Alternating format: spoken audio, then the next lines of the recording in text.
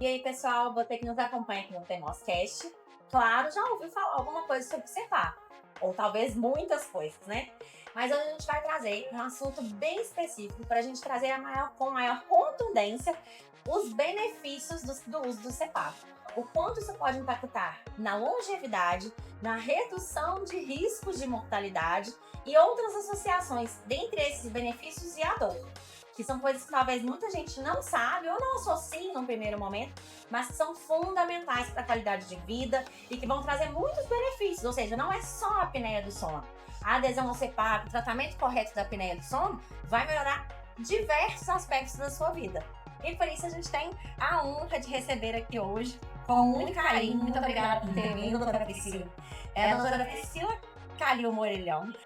Vem trazer para a gente hoje entender um pouquinho melhor o quanto o tratamento efetivo da apneia do sono, com o CPAP principalmente, pode impactar positivamente na nossa vida, né? Exatamente, Aline. Primeiro eu queria agradecer o espaço, queria agradecer o convite da Simons Drake para a gente poder conversar mais desse tema, que de fato impacta muito a qualidade de vida das pessoas. Hoje a gente já sabe que 1/3 da população tem apneia do sono. Se você olha para um lado, olha para o outro, 1 dos 3 vai ter apneia, porque realmente é 1/3, é muita gente mesmo. E isso atrapalha demais a qualidade de vida. Então, de fato, é um assunto que merece destaque, ainda é pouco falado, pouco difundido e as pessoas entendem pouco sobre isso. Então, é muito legal esse espaço, por isso que eu queria primeiramente agradecer a oportunidade para a gente conversar mais sobre isso. Ah, não, que bom, fico muito feliz. E para mim é virou quase uma missão de vida. Eu costumo brincar que eu fico evangelizando sobre a importância, sobre a gravidade da apneia do sono, que muita gente negligencia, acha que é só arrancar é normal. E acha que os malefícios da apneia do sono se restringem ao barulho. Vai atrapalhar. Ah, não, o que a apneia do sono faz? Só atrapalha meu parceiro, minha parceira dormir. E não, né? Exatamente. O que eu acho que é importante a gente salientar aqui é principalmente da gravidade da apneia não tratada, né? O que você pode trazer? Primeiro começar contando um pouquinho como que foi sua trajetória, né? E como que você chegou nessa especialização e na relação entre a questão do sono e da dor e conta pra gente um pouquinho desse processo. Perfeito. Então, vamos lá. Eu sou natural de Bitinga, terra do bordado, interior de São Paulo. E daí eu tive o sonho de fazer fisioterapia. Consegui, entrei na UEMP, que é em Jacarezinho, no Paraná, que é a cidade da Grazi Massafera. Eu sempre falo isso. Depois acabei indo fazer mestrado e doutorado em Presidente Prudente. No mestrado que começou essa ideia mesmo de sono, né? Eu ganhei uma bolsa de estudos, estudei 3 meses na Austrália e lá que começou a entrar o sono na minha cabeça. Meu projeto foi avaliar dor e sono numa população de gêmeos. E aí lá comecei a entender mais sobre o sono, mas ainda eu tinha um conhecimento ainda muito precário porque a gente não tem isso na formação.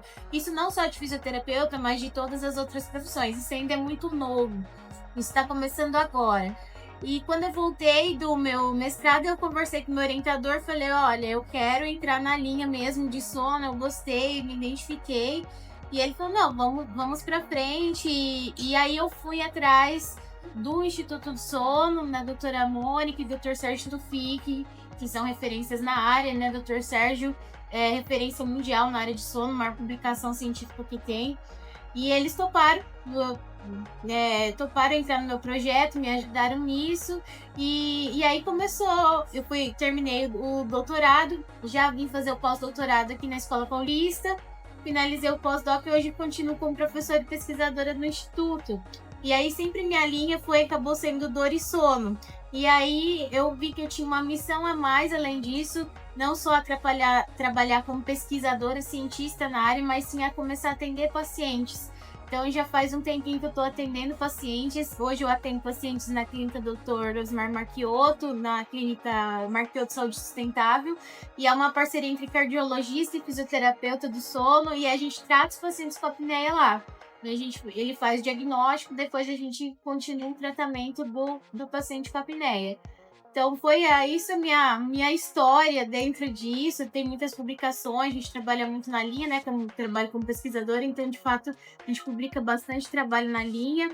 E foi esse a minha trajetória, meu caminho. Ai, que legal. E atualmente, o foco dos seus pacientes, eles chegam até você por ambos os casos? Ou é mais pela dor ou é mais pela apneia? É mais pela apneia. Hoje acaba sendo meu carro-chefe de atendimento é a apneia do sono. Os médicos hoje me encaminham os pacientes mais devido à apneia mesmo. Entendi. Então, pra gente poder dar um passinho pra trás, talvez quem não tem um grande conhecimento ou ainda não tá conscientizado da seriedade do problema, tenta passar um pouco para as pessoas, assim, por que a apneia é um problema muito sério, que deve ser dada atenção. Se você recebe esse diagnóstico ou se você suspeita desse diagnóstico, você tem sim que dar prioridade para isso. Por quê? Perfeito. Primeiro a gente vai pensar, vou dar um passo atrás ainda, tá, Aline? Pensa só que a gente gasta 1/3 da vida dormindo. 1/3 da nossa vida é dormindo, certo? Então pensa que a gente tá numa era que nós temos muitas pessoas longevas, as pessoas vão viver mais de 80 anos, 90 anos. Se nós vamos viver 90 anos, 30 anos da vida foi dormindo, certo? É um baita tempo. E o pessoal ainda diz que dormir é perda de tempo, então é um conceito errado em relação a isso. Quando a gente pensa nesse número, que a gente gasta 1/3 da vida dormindo, então nosso sono tem que estar ok. Quando começa a ter algum problema, isso vai prejudicar a nossa qualidade de vida. E das principais doenças do sono, que é a mais prevalente, é a apneia do sono e a insônia, são as duas mais prevalentes. E quando a gente pensa na apneia, o que é a apneia? O que é isso, né? A pessoa fala, eu tava dormindo, não sei o que tá acontecendo comigo, né? Então a pessoa não entende muito bem. Então a apneia do sono não, que é uma pausa respiratória. Ela para de respirar mesmo. E essa pausa pode ser total, uma pausa completa ou parcial. E então isso acontece porque a gente tem um colapso da nossa via aérea. Então a gente, né, tem essa pausa e a pessoa para. E isso, o que acontece? Mas e daí? Eu sempre faço uma brincadeira com os meus pacientes. Então vamos lá, eu ligo o cronômetro, vamos parar de respirar por 30 segundos? Quando a gente vai chegando no 15, a pessoa já vai ficando mais cansada, exatamente. Aí ela fala, não aguenta. Eu falei, então você faz isso a noite inteira. Inconscientemente. Inconscientemente. Eu não sei que estou fazendo isso, mas eu faço isso. E aí, qual é o impacto disso? Por que ela é tão importante tratar? Porque isso vai ter um problema cardiovascular, vai começar a ter começa com uma hipertensão, uma pressão alta aqui. E tem pessoas que têm um sintoma muito grande. Onde eu deito eu durmo. Então, vamos ficar de olho nisso, porque onde eu deito eu durmo não é normal. Porque você tem que ter um tempo para isso acontecer, né? Não é assim, eu não tiro da tomada, eu desligo.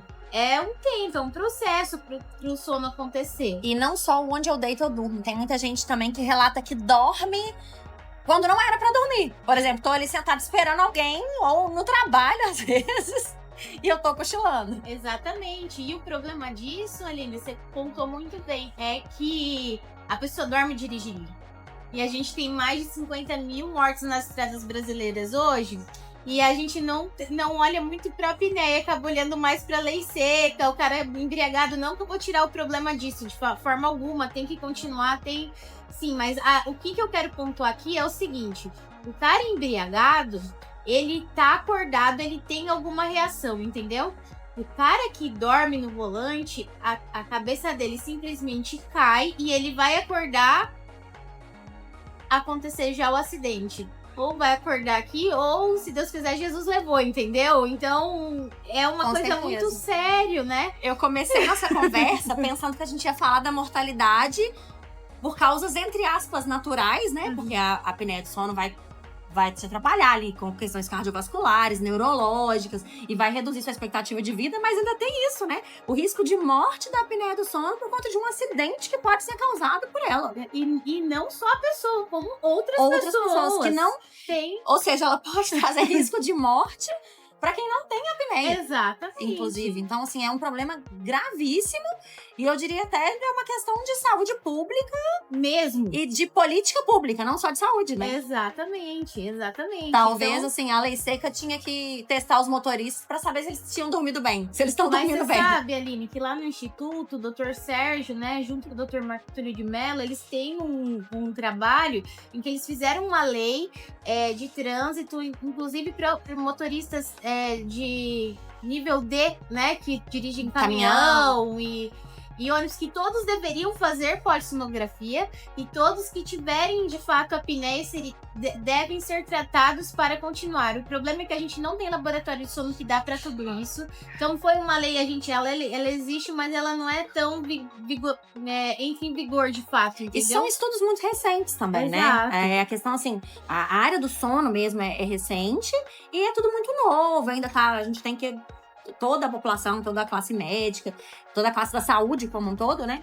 Tem que se unir para conscientizar os outros segmentos, né? Talvez até a questão pública, de legislação mesmo, sobre a importância disso e as implicações que isso tem, né? Exatamente. Quantos pacientes não chegam pra mim e falam, eu dormi dirigindo? Quantos, né? Tem uns que eu tô conversando, dormem conversando comigo no consultório, né? Já cochila, a cabeça cai. Eu montando o equipamento e já cochilo. Então, você imagina o impacto disso na estrada. Com certeza, com certeza. Eu já conversei com um paciente também que relatou pra gente o caso dele.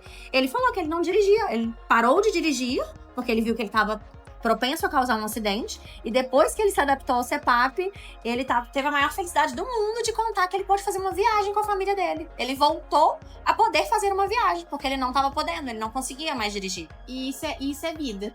Isso é qualidade de vida que a gente devolve pra pessoa. Com certeza. E é um trabalho de formiguinha que a gente tem que fazer pra isso entrar na cabeça da pessoa, porque o que acontece hoje?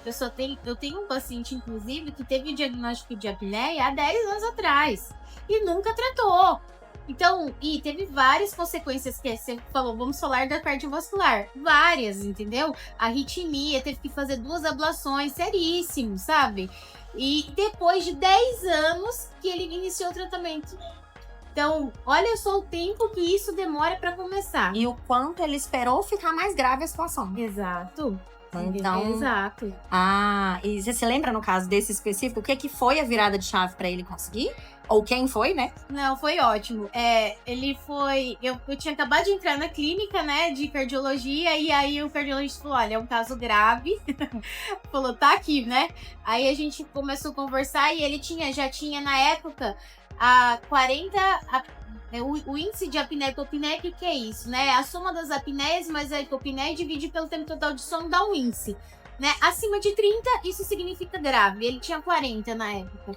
Aí isso significa que ele para de respirar 40 vezes a cada hora. Exato. A cada hora de sono, ele para de respirar. Então, é quase... Não é uma por minuto, mas é uma a cada 1 minuto e meio, no máximo, né? Isso, exatamente. E aí... a gente repetiu o exame e a gente viu que tinha agravado, tinha dado 67. Só que junto com isso, ele foi um caso gravíssimo, né? Porque daí, junto com isso, ele falou pra mim, eu nunca dormi na minha vida. Então, ele tinha um componente de insônia. Nossa. Porque ele tomava 37 comprimidos Zolpidem pra dormir.